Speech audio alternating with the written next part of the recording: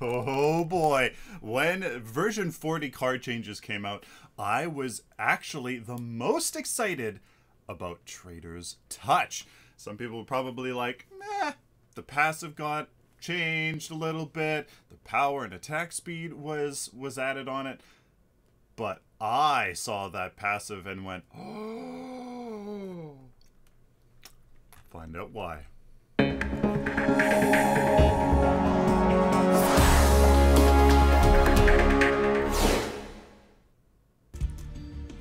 Hello ladies and gentlemen, welcome to a Paragon Guide. I am Sylphin, taking a look at the math behind Traitor's Touch. So guys, it is a 7 CP corruption card with 1 CP of power, 1 CP of attack speed, leaving a cost of 5 CP for that passive. Yes, there is that opportunity cost as well, since it doesn't have a fully upgraded bonus, so we're going to actually treat it as 6 CP, as you can see here when we're comparing it against power. So it's really kind of a 6 CP cost to you, but really, I mean, you're paying 5. It's a 6 CP that we're going to be comparing it later on. Now that passive is key to understand because it's 5% of the target's current health as additional basic damage. So it's only 5% of the current health, which can, you know, fluctuate taking how much damage. So it does. Traitor's Touch passive is less powerful on targets with less health, and that additional basic damage on hit can be affected by armor. So that is a big thing that we have to take into consideration when we are doing the math. So all of the corruption heroes here that you could use Traitor's Touch on, I mean, there's somebody like Richter you could use it on, and Gideon, but like we're talking about Grux Kalari, Kwong, Sevarog, Grim, Serath, and Revenant. Even if you wanted to consider Richter, it would be very similar to Sevarog, and really you'll see there's not much of a difference between people with different things. So we're taking a look at them. We need to have their scaling, how they scale with power, since we are going to assume that 6 CP that you are spending for that passive, you're going to probably put that into power on these heroes. So we have to take into consideration different scenarios in which Traitor's Touch works.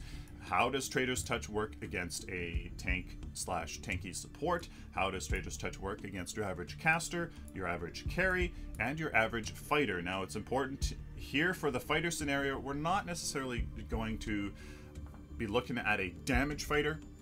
We're taking a look against a fighter that has built some health and some armor, some good frontline fighters, because even if you are going to kind of want to see what Traitor's Touch looks like against a fighter that's going damage, they're kind of like a carry. They're gonna have higher health but less base armor, kind of equals out, and you'll see there's really not much difference anyways. So when we are taking a look at a tank or support that has 2800 health, some tanks are going to have more, some supports are going to have less, armor of 146, which I think is fair.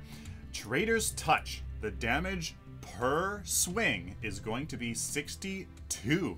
That is going to be 62 damage after armor. This is after armor, so this is true damage after armor. So 62 damage a swing.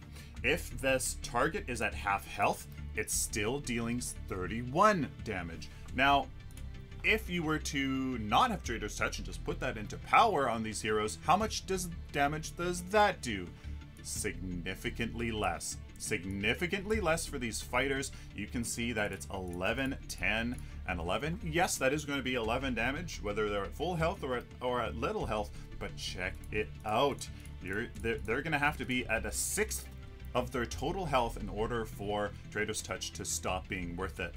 We'll talk about some conclusions later. You can see here for these carries, Grim and Serath, I have taken into consideration, and Revenant, that this power can crit. So I have taken that into account with kind of what I think is kind of your average amount of crit chance. And you can see that for them, it's obviously much more valuable because they can crit and they scale much better with it. So you can see that against a half health tank support, it's about cutting even. Revenant though, this formula here, you don't want to see it because it's dumb it's dumb complicated. Revenant obviously scales really well with power because it feeds into his Hellfire rounds and his Scar. So I've taken those into account. I haven't taken into account his Obliterate, so please keep that in mind, as well as Seraph, all of her other abilities as well. I haven't taken that into account, but you can see Revenant really can use that 6 CP of power instead of going into Traitor's Touch. So Revenant, you can, we'll just say it right now, it's not worth it on Revenant. As you can see, Traitor's Touch is not worth it on Revenant. So it's looking good against a Take a support. That's probably what was pretty intuitive. Against a caster though, casters are building more health nowadays, 6 CP or so. This is what I've put in here. No armor though. We can see that against a full health caster, Traitor's Touch is doing 88 damage, which compared to the fighters, that's superb. Almost 4 times the value of the equivalent of power on their basic attacks. Here on half health fighter, it's against a half health caster, you can still see 44 damage, which is twice as valuable as the power equivalence damage, which you can see is much more against a caster than a tank, because again those casters don't have that armor. So on these carries though, you can see at a full health caster, Traitor's Touch is worth it, but as soon as they get what 75-80% of the total health, power is going to be better for them, and Revenant just runs away with the value of power against a casters. So obviously not worth it on Revenant. Against a carry, they have a little bit higher base armor, but less health. They might have 1 or 2 CP, one on the Guardian's ward and somewhere else, or one on the Sage's ward or something like that. They might have a little bit. They will have lifesteal, so keep that in mind. They will have lifesteal, so they're gonna maybe stay topped up a little bit, so keep that in mind. But it looks like here that again with Traitor's Touch, it's still doing 60 damage a swing after armor, which on these fighters is 3 times the value that you otherwise would get for power. At a half health carry, it's still dealing 50% more damage than putting it into power. Yes, power does go into their abilities, which especially for Kwang, just to burst somebody down at this crazy rotation, that is a consideration. But I mean, with such a sustained focus nowadays, with phase and health and armor coming back, you know what? Maybe this 30 damage or 60 damage a swing can definitely add up to be more than all of this. So with a carry versus a carry, basically it's only worth it at full health, and after that it's really not. So unfortunately, a carry versus a carry with Traitor's Touch, simply I don't think is quite worth it. On a fighter, much more, it's going to be much similar to a tank, just a little bit less damage. 66 damage a swing. This is probably because they don't have much health, but that armor really doesn't reduce it as much. So 66, almost, what is that, 4 times, or a little bit more than 4 times the value than the equivalent in power. And half health against a half health tanky fighter is 33, twice as much value, almost 3 times here for Kalari and Kwang. Traitor's Touch looking really good on carries against a tanky fighter. No, yeah, that's pretty good. About 60-70% total health for a fighter, and it's still worth it. So that looking pretty good. Again, Revenant, he loves his power. So guys, that is Traitor's Touch. It's looking really good for these fighters here. Again, maybe if you want kind of a damagey Richter, especially, I don't know, if you want to do it, he's going to be very much like Sevrog and Kwang. So he's gonna, like, because we're only talking about the scaling and stuff, very cool. Now, what about attack speed? What about attack speed? This is 5% of the target's current health as additional basic damage per hit. What if you could hit faster? What if you could hit faster? Well, that obviously sounds pretty darn good, because if you can attack super duper quick, that's 5% every single time. So how does attack speed and damage work into the mix? Well, if we're going to take Kwang here, we're going to take Kwang and we're going to take his basic attack, his basic attack damage, plus the damage from Traitor's Touch. So this number is a combination of their basic attack damage and Traitor's Touch damage after armor. We're going to take a look here and see what happens if we build various levels of damage and attack speed. We can see that against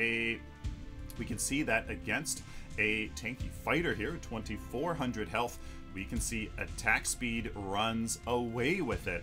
Absolutely 10% increase just from switching the CP amount. So this is 14 CP into damage with 6 into attack speed. If you switch that around, 6 CP into damage and 14 into attack speed, you're dealing 10% higher DPS.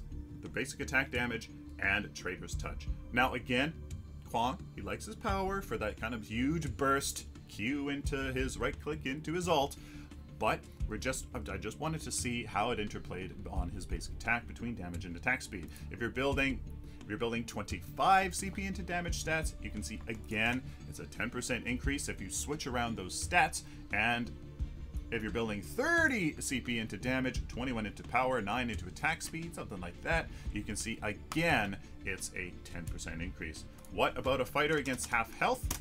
Well, it's still worth it, but not so much. Only about a 5% DPS increase if you switch around the stats. So as they get lower health, power is going to start getting a little bit more valuable. As you can see, we've actually hit the peak. The most efficient DPS is actually stopping in the attack speed and more into power. And if we go into a quarter health tanky fighter, you can see that power actually really is starting to hold its own against attack speed, as it's kind of really like it's still really liking its attack speed. Like, look at this, more attack speed than damage. So keep that in mind, more attack speed than damage. What about an 8th health? Oh, it's still looking like it's very much. So it loves attack speed. Traitor's Touch loves attack speed. So what kind of statements can we make about Traitor's Touch? So what we can analyze from Traitor's Touch, we know that it's a 6 CP total cost for the passive, including an opportunity cost. That is why we were considering it against 6 CP of power.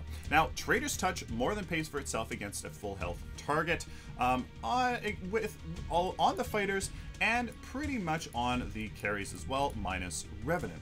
Traitor's Touch pays for itself against half health targets in most situations. We'll make a statement about that later.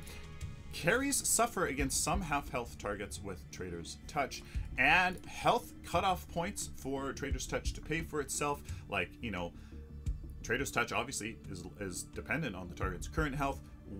How much health does the enemy target need to have in order for Traitor's Touch to actually really pay off? For tanks and supports, it's about 500 health, casters 450, rangers 500, fighters 450. Obviously very dependent on armor. This is on at these armor levels, at these health levels, stuff like that. So very, very, very interesting. Looking about 500 health. So you can bring them down a lot and still be getting a benefit, still be at least getting your money's worth out of Traitor's Touch. Now, some good statements that are true, that are factual, that are really, really, really quite good. Traitor's Touch is always worth it against targets at full health. Always worth it with targets at full health minus Revenant. Really, really cool. So you can absolutely obliterate somebody from full health downwards really quite quickly, which is a very interesting consideration for Kallari to even help out that ridiculous burst that she could do if you have built for it. This can only help in that department. Traitor's Touch on fighters is worth it until targets are below 450 to 550 health. Really, really cool. That's amazing. So fighters, you know that you can just continue to hammer on your targets with a nice tanky build and getting crazy value. Anywhere from 6 to, what is it, 4 was the minimum? 6 to 4 times the value of the equivalent power. That's crazy net profit. Now, Traitor's Touch on carries, though, quickly loses value on squishy targets. So if you're a carry against, if you're a carry with Traitor's Touch, you got to be careful. If you really want to be the most effective, squishy targets like another carry or another caster, below 75 to 85% HP, Traitor's Touch is going to start kind of be hurting you. So you have to really, if you're going to try Traitor's Touch on Grim Serath, you got to be careful. Now, power. Power is only greater than attack speed at targets below 700 health. As you saw that, we went down to 600. Power was starting to kind of make its comeback. So you really have to drain the enemy targets health pool in order for power to kind of start really kind of itching it out over attack speed in terms of Traitor's Touch and your basic attack damage. So really interesting. Traitor's Touch is looking phenomenal in today's meta, especially with health and armor. The effect of armor is actually really quite interesting, because you can see here that while it did reduce without armor, this Traitor's Touch damage was ridiculous. But with the consideration that armor does reduce it, it's still really good. It's still really good. So I absolutely love it, especially with how much regen is now with phase, with quenching scales. People are just going to keep being topped up, getting healed, getting regen with lifesteal. So Traitor's Touch is just going to be, you're just going to be like, okay, fine, you can heal. It's just only helping me, baby. And oh, I'm so excited. I'm absolutely running Traitor's Touch on Kallari. Grux is a consideration. Obviously, Kallari can certainly use it because her whole purpose is damage. Sevarog, he swings pretty slow, so it's kind of like, but I mean, it is definitely. Oops, that's not what Sevarog is. It is a consideration. Kwong, definitely, he swings pretty fast naturally as well. Grux, let's get some attack speed, and then he's off to the races with it. Really interesting. I really like the idea on these guys.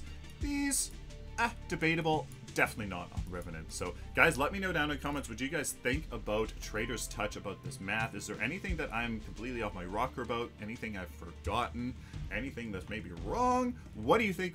Let me know down in the comments what you think about Traitor's Touch. Please like this video if you like it. Dislike it if you dislike it. Share it with the community, guys. Please, because Traitor's Touch is looking so good. So good. So please share it on Reddit, on the forums, whatever you want to, you know, maybe kind of illuminate them to Traitor's Touch. Please subscribe, guys, if you like this content, found it useful, especially if you found it useful, because I would love to be able to help you out in the future.